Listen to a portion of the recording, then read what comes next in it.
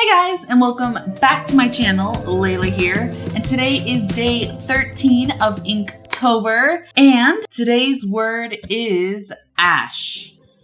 Take out a piece of paper. This is the Express It blending card, and my other supplies like my red colored pencil, gel pen, fine liner, and then my Ohuhu brush markers, of which I'm going to be working pretty much in all grays again. And so I've got 10 colors. Gonna start with my lightest. I've got a CG0, CG2, CG4, and then CG7, and also warm gray 1, warm gray 4, warm gray 3, and then finally my green grays. Green gray 1, green gray 3, and green gray 5. So this piece is definitely going to be grayscale, so let's go ahead and get started. As always, starting off with a sketch. Okay, I changed the pose up a lot.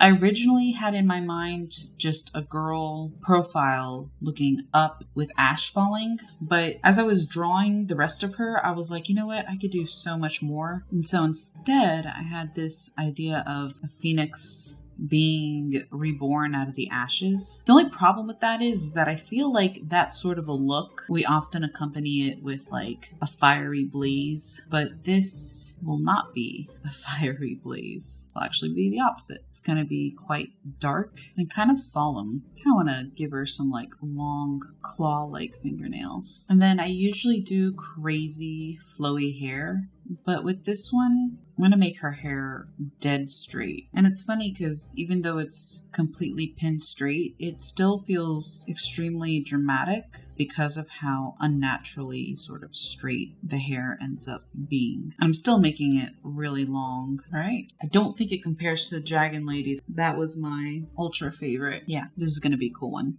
At least I hope so. Is this a weird leg? It looks like a weird leg. I'm trying to fix it, but not sure if that's going to happen. Kind of looks short. It's okay. So this is definitely something that turned out much different than what I originally had planned in my head. But I feel like that's the norm. Like oftentimes I make something and I'm like, oh, I'm going to do this. And then as I create it, all these other interesting ideas come to me and I'm like, well, wait a minute. What about this?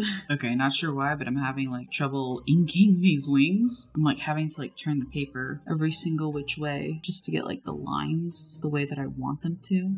Okay, not too bad. So I've got all these colors, and it's funny because I don't think I'm going to use all of them. I don't know. I guess we'll see what happens. In my head I was, but now I feel like things have changed. I'm just gonna go with what I was originally thinking, and we'll just see what happens. So I'm using my warm grays for her skin. Maybe I'll put some cool gray in here. Really just enjoy using this warm gray for skin tones because it still has a very skin tone look to it, but it's cool because it's definitely muted, and I think that's just what I like about it, is that when I go ahead and use the rest of the gray colors, the skin will still have a very skin tone like look to it, but won't be super strong and overpowering.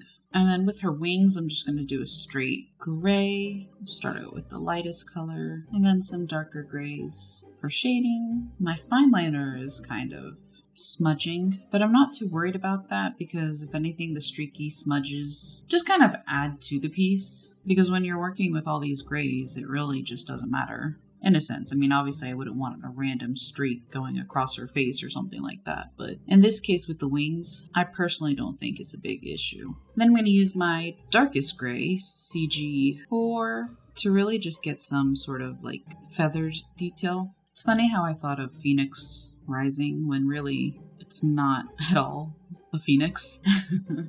Maybe she's a crow rising. Alright, and then finally her hair, which is going to be a green gray. And then I used my darkest green gray, which was the green gray 3, and then this is my lighter green gray. And these green grays are also new colors that are included in the 72 pack, and they're really just such a pretty color.